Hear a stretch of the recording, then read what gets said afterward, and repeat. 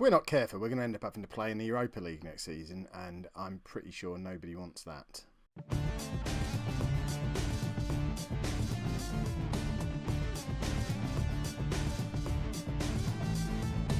Hello and welcome to Season 10, Episode 5 of Non-League to Legend. I'm Kev, and coming up on today's episode, we've got live comms at home to Chelsea and away against Everton.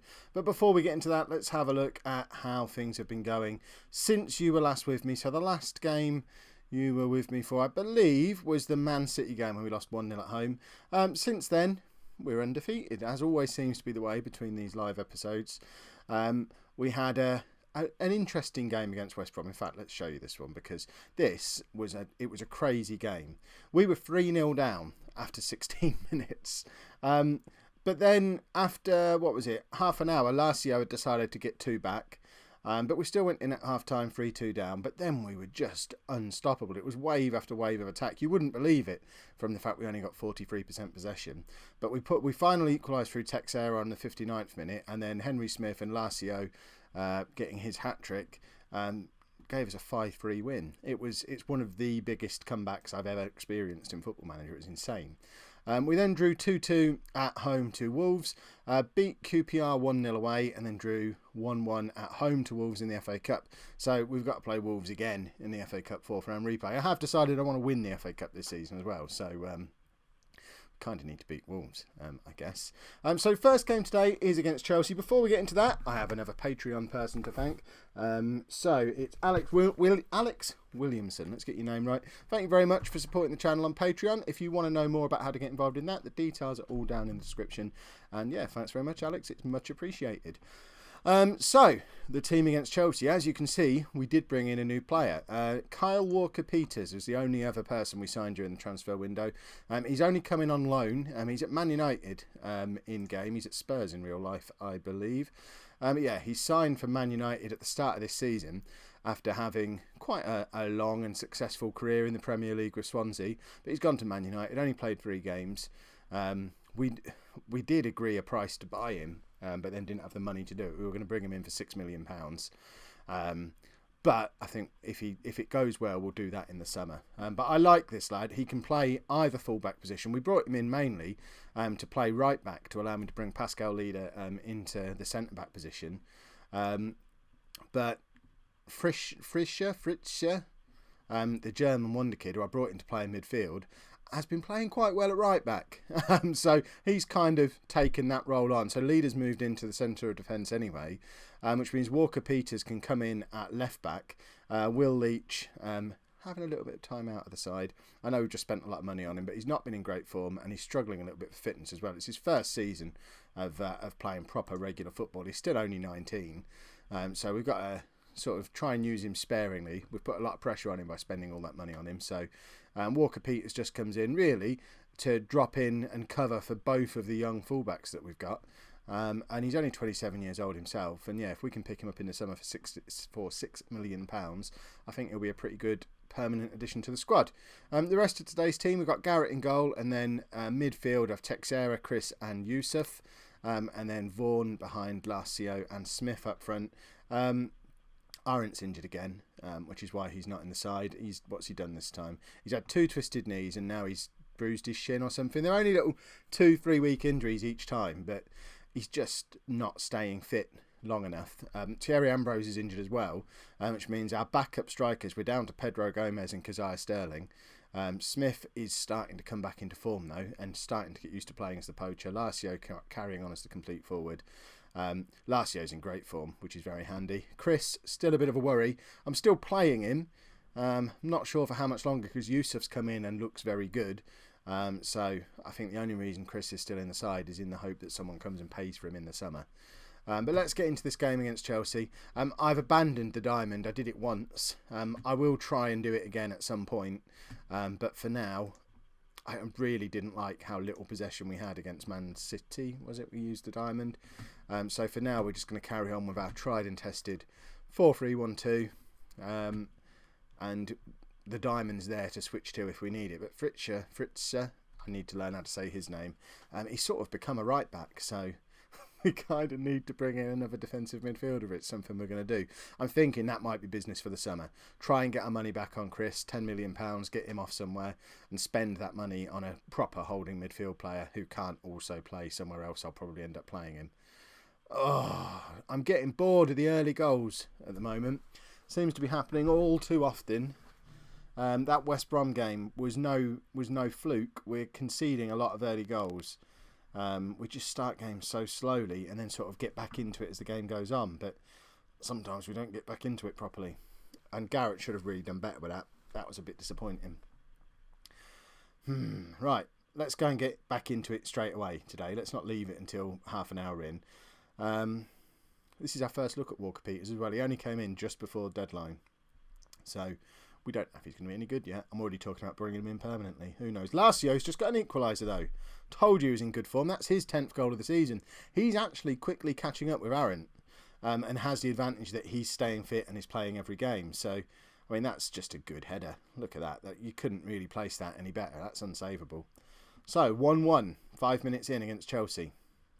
This is why we're not doing the diamond, because we just didn't go and score goals when we did that. We're getting to that point now where I'm not recognising any of these Chelsea players as Chelsea players. I've noticed they've got Odegaard in their midfield up front somewhere. The young Norwegian lad, is it? Who's at Real Madrid? There you go. They've still got Eden Hazard. But we are getting to that point now where all the real world players are starting to drift out of the game. And I always find in a long-term Football Manager save that that's the time when you really want to be ready to pounce, because sometimes the AI managers hold on to the well-known players a bit too long. It's not unusual to see the likes of, in past games, John Terry, Steven Gerrard playing on into their very late 30s just because the AI doesn't seem to know how to replace them. So hopefully, because we've brought in all these young players, a couple of wonder kids, as these players start to drift out of the game, we'll be in a great position to pounce and leapfrog a few places up the footballing tree. Fritschard's done really well there. Look at that. That is a 20-year-old right-back playing his 5th, 6th league game. I like that. Look at this. I mean, he doesn't look like a right-back there, does he? He's obviously not going to be a right-back long-term. He's clearly a midfield player. But for the time being, we'll just stick him there. If he can do that from right back, we'll let him keep doing that. That was awesome. Let's go and do it again, lad. It gets across into Smith, and Smith forces a save out of Courtois. And now we've got a corner. Could we be about to cause an upset against Chelsea? Larsio's got the ball here. Back to Fritscher again. Chris finds Texera. Yusuf through to Smith. Smith needs to get back into some of the form he was showing for us last season if we're going to keep him. He's very much become our 4th choice striker over the course of this season, and that's always a position that's going to be under threat in the squad. So Chris to Yusuf, and that was a poor pass, but Fritscher recovers. Chris can't find his man though, but Vaughan does find Smith, and now to Texera, Larcio, and we've lost the ball again. How are we doing for possession? Not brilliant, but we've had more shots than they have. Yes, they've had more clear-cut chances, but we've had a couple of brilliant finishes from our 2 wonder kids. That's a shame, just before half-time.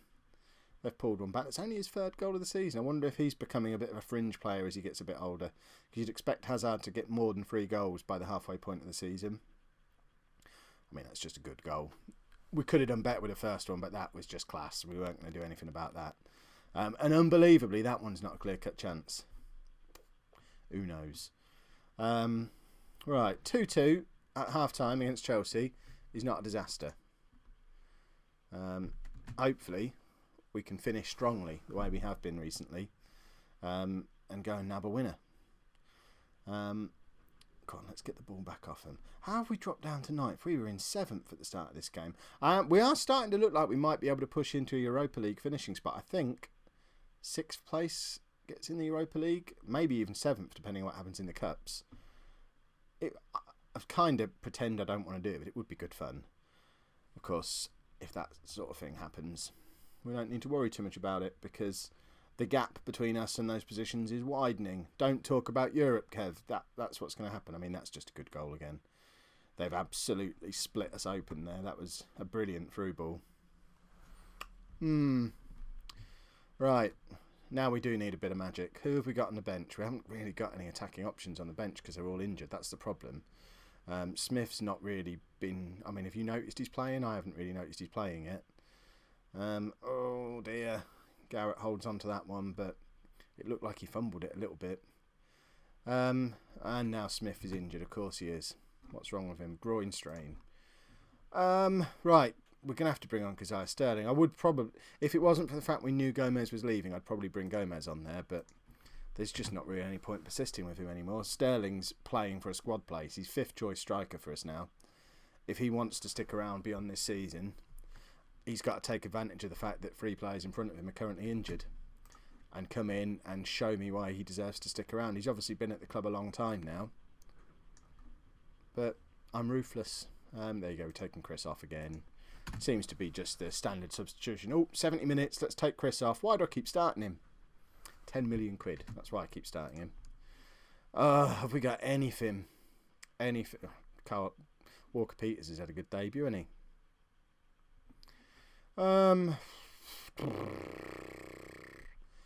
he? We've got nothing, have we?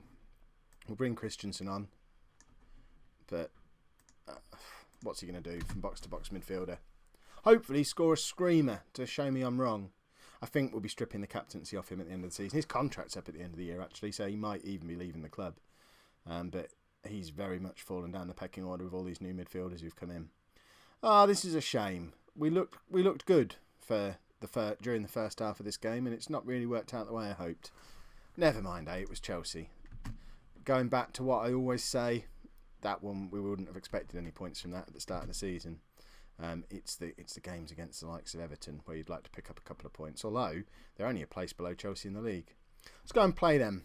So away to Everton, and we're having to give Keziah Sterling a first start of the season. I'm chuckling. He's still only 26, and he had that one good season a couple of years ago in the Championship. So, I mean, to be fair to him, he did all right last season. He got in the England squad for the Euros or the World Cup or whatever it was. Euros, I think. Didn't make the final 22, but he was in the 30, so he's not that bad. But it shows desperation. Thierry Ambrose is almost fit again, but he's failed a fitness test, but I've stuck him on the bench anyway, just because we don't have anyone else. I suppose I could put Joe Shaw on there, but what's the point? I'm never going to bring him on. Although, to be fair, I'm not going to bring Ambrose on either. In fact, I will stick Shaw on the bench, because it's just a kick in the teeth for him if he doesn't get on the bench ahead of a player who's failed a fitness test. So, other than that, the team is unchanged. If we can have a full match like the first half we had against Chelsea, I'm quietly confident that we can get a bit of an upset against Everton. We'll just have to see how we get on, I guess. My glasses keep falling down. Wearing different glasses. Buy one, get one free at Tesco. Although, I think they deliberately make the second pair so they don't fit properly, which is annoying. Good game when I have to talk about my specs, isn't it? 20 minutes in, nothing's happened yet. 32% possession, and we've not had a shot. Brilliant. Oh, is this an attack for us? It's in their half. We've not actually touched the ball as part of it. Walker Peters should have pressed there. I don't know why he pulled back out of that. That's not the Ipswich way. Glad we didn't spend any money. Oh, Texera's absolutely gifted them a chance there, and they probably should have put that away. That was a clear-cut opportunity. And some terrible defending there. And is that going to be the only action of the first half? Oh no, here we go. They've got the ball again. I mean, the only time an Ipswich player has touched the ball in a highlight so far was that awful interception from Texera. And they're going to score here, aren't they? Because they've got numbers over on that far side, and they have missed again. Hopefully Everton aren't up for it, because they've missed 2 good opportunities now. It would be nice for us to go up and have an opportunity of our own. Oh dear, they really aren't shooting properly. Right, come on. It's ours for the taking. They're not taking their chances. We need to punish them for it now. We need to get into the game. We're on less than 40% possession. We need to sort that out. Right, Lacio's got a chance to start a break for us, but can't find Sterling. And in fact, it's Everton breaking back on us just before half-time. And they've absolutely ballooned it over the bar. Not going to complain about that at all. Right. Come on, lads. Sort yourselves out. What? Ian Culverhouse, that was not a good first half. We don't want more of the same. And you lot, don't be so happy about it. Ugh. Right. Come on, lads. I want to see us win a match. I hate it when we have these episodes where we don't win a game. Sterling's got a goal. There you go. Keziah Sterling, I always said he was good. Playing for his Ipswich career. And I mean, that's 30 seconds into the second half. You can't really complain about it. I'm going to celebrate with a sip of iced tea from my Football Manager mug. Fritscher with another assist. Sterling does really well to beat his man there. And that is a nice finish. How many assists has this lad got already? I might have to have a look at that in a minute, because he's played less than 10 games at right back, and he must have an assist every other game or something ridiculous. He's been a revelation at right back for us. Don't like it when the ball just gets sort of stuck on the edge of the area like that. We're just letting them attack. It's just wave after wave of Everton pressure. I don't really know what to do about it. This is why we bought Chris. This is what he should be breaking up. But he just doesn't do it. Right, we just can't get the ball away. I mean, it was inevitable. It had been coming for an hour. What a name. Jonas Judd. Might try and sign him, because it's a brilliant name. Look at that. Cross comes in. I mean, it's just a good finish. But really, should we be I mean, that's Pascal Leader there, I think. Should we be letting him have a free kick at it like that? There was no attempt to block, no attempt to intercept. Might stick him back out at right back. Let's just see how many assists Fritscher's got out there already. 5 assists in, because he's got one today, which won't be on there. 5 assists in 8 games. That'll do. And one of them was playing as a holding midfielder as well, so he's never going to get an assist from there. Right. Lacio's not having a good game, but we don't have a striker to bring on for him. Can we change the system up? Can we go to one striker? We can't go to one striker and have that one striker because Keziah Sterling. Oh, injury crisis. Do one. Right. I mean, we can do that. And I have nothing else. And they're tired because they only played Chelsea 3 days ago. And it's showing. I mean, we had quite a big squad at the start of the season, but we're really suffering with injuries at the moment. And, it really is having an effect. But Sterling has just nicked another goal. Perhaps we can leave him up there on his own because he's the only one who seems up for it. I guess it's because he's the only one who's not tired, maybe. I mean, that's pretty... It's not my kind of football. Keziah Sterling just scored a header. I don't know that he's ever done that before. There you go. Yeah, get your hands in your ears, lad. I think that was directed at me because I think he's making a bit of a point today. Right, what can we do? Tell you what we can do. We can bring on Carlos Zabala for Lazio. We're going to go to the 3 at the back. We've used this a couple of times now. I'm stuck now because that doesn't fix this area, does it? I was keen when I started doing that. I mean, do we go uber defensive and put Zabeldia there? But who do we take off to do that? Chris, obviously. Let's have him off. Stick him there. I mean, this is a weird looking system. I mean, he's just going to be completely isolated. But if we do that, and then make you that... I mean, they're going to get in each other's way, potentially. Let's put him that side. No, because then he's going to be in his way. Well, let's hope they don't get in each other's way. And then we're going to go defensive. And we're going to waste time. And we're going to make sure he's in the middle. And that he's covering.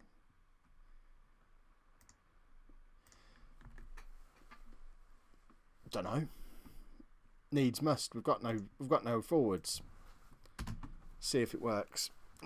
Should I have left Sterling as a poacher? He's scored 2 goals today, and we're messing with how he's playing. Let's go contain for the last few minutes. I mean, we are mugging Everton here if we manage to hold on, and it looks like we're going to. And now Zabeldi is injured. Just do that then, I guess. Make him defensive. Do that. There we go. For the last minute. I mean, there we go. Hey! Tactics. See, I can do tactics when I want to.